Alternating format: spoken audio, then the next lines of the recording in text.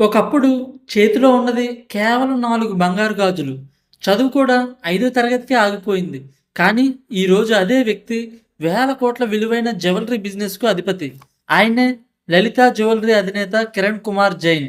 కిరణ్ కుమార్ జైన్ కుటుంబ నేపథ్యం ఏంటి?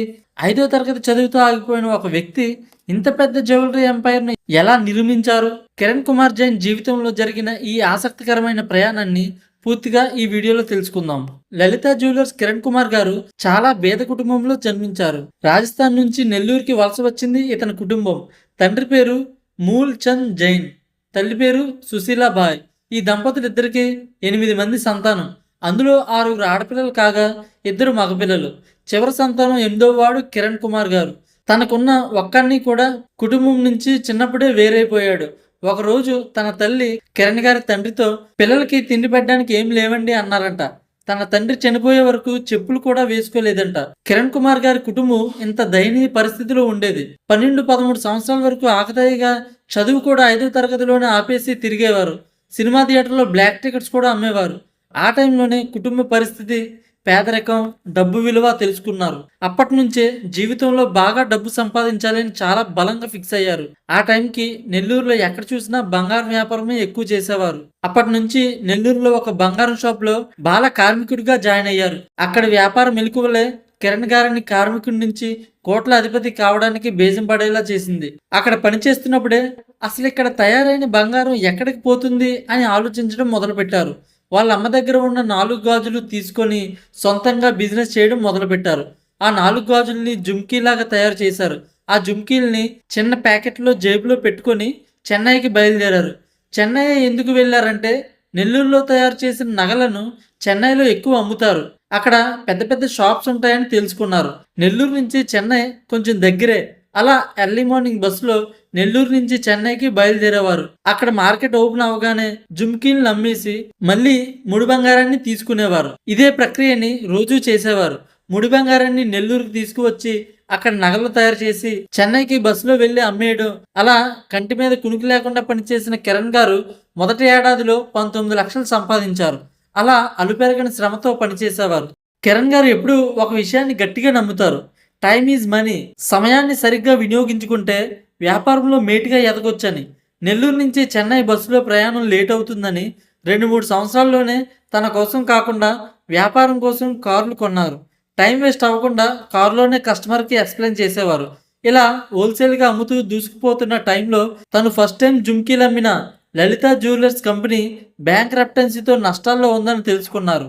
లలిత జ్యువెలర్స్ ఓనర్ సూసైడ్ చేసుకునే పరిస్థితిలో ఉన్నారు. ఈ సంస్థ నాకు అన్నం పెట్టిన అమ్మలాంటిదని, ఇలాంటి సంస్థ ఎట్టి పరిస్థితుల్లో మూసుకుపోకూడదని నష్టాల్లో ఉన్న లలిత జ్యువెలర్స్ని కొనడానికి ముందుకు వచ్చారు. అప్పుడు కిరణ్ గారి దగ్గర పనిచేస్తున్న 30-40 మంది కొనొద్దు సార్ అని హెచ్చరించిన తను మాత్రం 1999 సంవత్సరంలో లలిత జ్యువెలరీ సంస్థకు సంబంధించిన లయబిలిటీస్ తీసుకొని బ్రాండ్ నేమ్ ను మాత్రం కొనసాగించాలని నిర్ణయించారు. బ్రాండ్ నేమ్ ను మార్చకుండా తనకు లైఫ్ ఇచ్చిన లలిత జ్యువెలరీకి కిరణ్ గారు లైఫ్ ఇచ్చారు.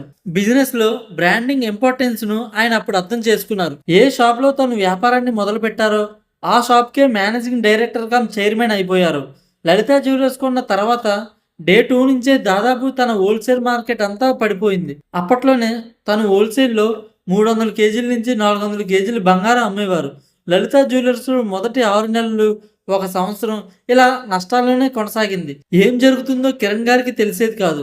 కారులున్నా దానికి ఫ్యూయల్ వేసి మెయింటైన్ చేయడానికి డబ్బులు కూడా సరిపోయేవి కాదు. అలా 3 సంవత్సరాలు నష్టాల్లో నడిపిన తర్వాత ఎక్కడ తప్పు జరుగుతుంది, ఎక్కడ మనం వ్యాపారాన్ని మెరుగుపరుచుకోవాలి అని కాన్సన్ట్రేట్ చేశారు. గట్టిగా నిలబడి తన లోపాలను సరిచేసుకొని నెక్స్ట్ ఇయర్ నుంచి లాభాల బాటలోకి వెళ్ళడం స్టార్ట్ చేశారు. కిరణ్ గారు ఎప్పుడు బంగారం వ్యాపారాన్ని ట్రాన్స్పరెన్సీగా ఉండాలని, కస్టమర్స్ దేవులతో సమానమని, వాళ్ళని మోసం చేయకూడదని అనే ప్రిన్సిపల్స్కి కట్టుబడి ఉండేవారు. దీంతో గోల్డ్ మర్చెంట్ అసోసియేషన్లో తన ఆలోచనలకు అనుగుణంగా లేదని అసోసియేషన్ నుంచి వైదొలిగిపోయారు. లలిత జ్యువెలర్స్ అడ్వర్టైజ్మెంట్ స్టైల్ చాలా వినూత్నంగా ఉండేది.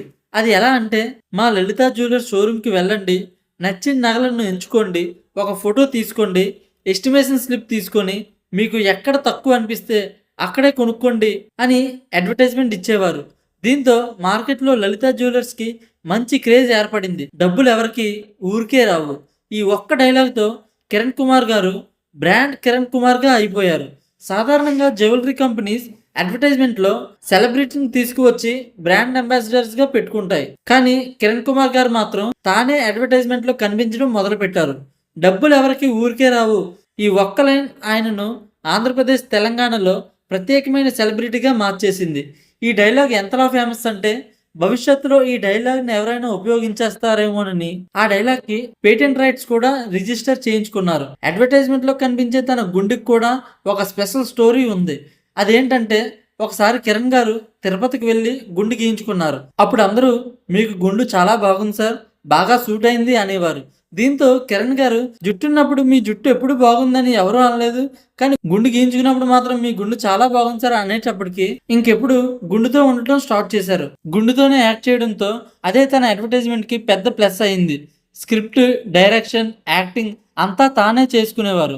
డబ్బింగ్ మాత్రం ప్రొఫెషనల్ చేత చెప్పించేవారు. తనని గుర్తుపట్టడం కూడా గుండంకిలుగానే గుర్తుపడతారు. అల్లరి నరేష్ గారి బంగారు బిల్లోడు సినిమాలో ఒక యాక్టర్ మీరు బంగారు నగలు ఎక్కడ కొన్నారంటే గుండంకుల కొట్లో కొన్నామని ఒక డైలాగ్ ఉంటుంది. ఆ డైలాగ్ విన్న కిరణ్ గారు ఉన్నదే చెప్పారు కదా అని చాలా పాజిటివ్గా, స్పోర్టివ్గా తీసుకున్నారు. సోషల్ మీడియాలో ఎన్నో పోస్ట్స్ కానీ, ట్రోల్స్ కానీ అతను గుండు మీద ఉంటాయి. అవి చూసిన గరికపాటి నరసింహం గారు ఒక ప్రసంగంలో అతను గుండుబాస్ కాదు, జగదేక వీరుడు.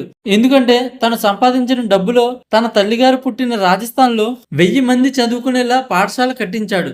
అందుకే అతను గుండుబాస్ కాదు, జగదేక వీరుడు అని గరికపాటి గారు స్వయంగా ప్రసంగించారు. కిరణ్ గారికి 8 భాషలు మాట్లాడడం వచ్చు, కానీ ఒక్క భాష కూడా రాయడం రాదు. అయినా సరే ఒక రోజుకి కాదు, ఒక గంటకి ఎంత వ్యాపారం జరుగుతుందో ఇట్టే చెప్పేసే గొప్ప మేధావి. చెన్నైలో తన వ్యాపార సామ్రాజ్యాన్ని విస్తరించేటప్పుడు సావిత్రి గణేశన్ గారు ఉన్న బిల్డింగ్ లో 3 ఫ్లోర్లు రెంట్కి తీసుకున్నారు. 4వ ఫ్లోర్లో సావిత్రి గణేశన్ కుటుంబం ఉండేది. గణేశన్ గారు లొకేషన్ షిఫ్ట్ అయ్యేటప్పుడు ఈ బిల్డింగ్ ని కిరణ్ గారు ఇది మీకు మాత్రం అమ్ముతానని కిరణ్ గారికి అమ్మేశారు. రెంట్కుండే టైంలో బిల్డింగ్ దగ్గర సావిత్రి గారిది పెద్ద ఫోటో ఉండేది. ఇప్పటికీ ఆ ఫోటోని ఆమె గౌరవార్థం అలాగే ఉంచేశారు. బిల్డింగ్ పేరు కూడా సావిత్రి గణేశన్ హౌస్ అని ఇప్పటికీ అలాగే ఉంటది. మీరు గూగుల్లో కూడా ఈ విషయాన్ని చెక్ చేసుకోవచ్చు. ఒకరోజు తిరుచులో 30 కోట్ల విలువైన బంగారం దొంగతనం జరిగింది. కష్టపడి నిజాయితీగా సంపాదించిన మనీ కాబట్టి మళ్ళీ 48 గంటల్లో 1 గ్రామ్ కూడా మిస్ అవ్వకుండా తిరిగి వచ్చేసింది.